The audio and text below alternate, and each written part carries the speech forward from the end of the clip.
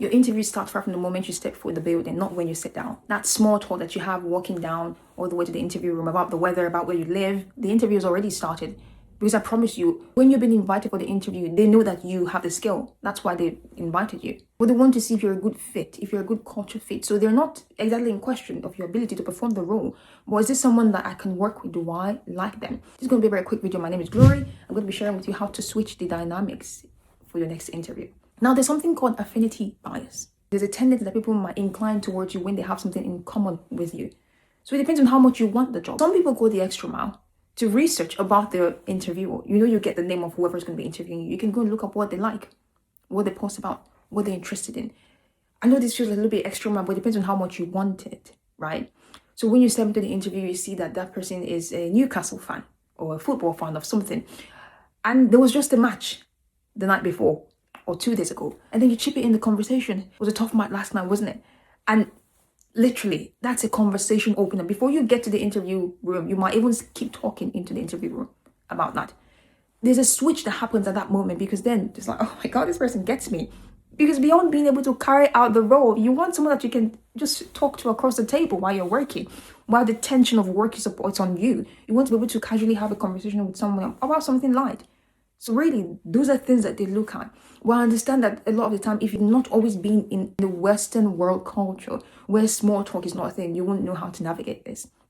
I remember a lot of the time when I used to interview, fresh out of uni, and I attended an interview. And the person asked me, how did you get here? I said, yeah, taxi. Literally, taxi. That's all. I didn't realize, because I thought, what has that got to do with the interview I've got to do now? But I didn't realize she was trying to strike a conversation. She was trying to have small talk with me. And now that I think back, it was incredibly difficult to have that conversation with me because I didn't know what small talk was. I didn't know why she asked me how I got here. Well, I should have explained. I should have done a little bit of yapping about the taxi. Oh yeah, I got here by taxi. I don't live in Beverly, so I just thought I'd take a taxi because I don't want to get lost anyway. So like that, do you see what I just did there? Then they relate to you like literally, I know I don't live here as well. I live across. Do you get what I mean? You see what just happened? That's what you need to do.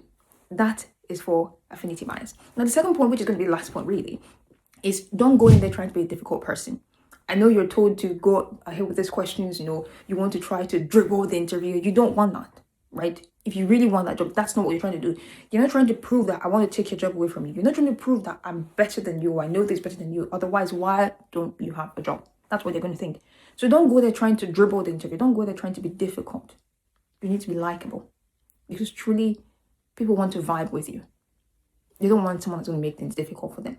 They might perceive you as, oh, this person's a critical thinker, or they kind of, think deeply into things.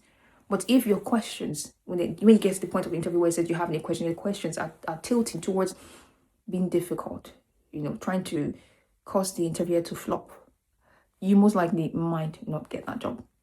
Now, that is how to switch the interview dynamics.